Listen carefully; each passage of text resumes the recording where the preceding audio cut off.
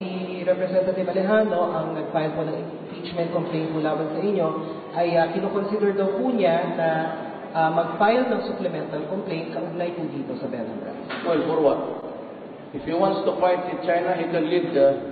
I will be glad to send him as the first batch of delegation of Filipinos who want to take these Spratly Islands and all of this will be occupied now. Sige, siya ang mauna. Maraming galit na nangyari sa ganun.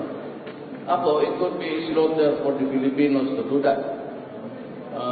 Yung kanyang tapang-tapangan, huwag mo nang do not compare me with you, your own cowards. Alam ninyo, nakita yung kagitingan ninyo noong nag-mutiny kayo, mga walang hiya kayo. You just disturbing public peace, shouting invectives against government. Nagwarawara kayo ng mga armas doon. Kagawa kayo ng hotel. That's the only one that you are capable of doing, to invade the hotel, and then thereafter to surrender. Kung wala akong pagitaan ng mga yabang ka. Ano ang ginawa nila? Yung grupo nila. What have you done to the country? Nothing. Except to make noise. And that really happened during your mutiny.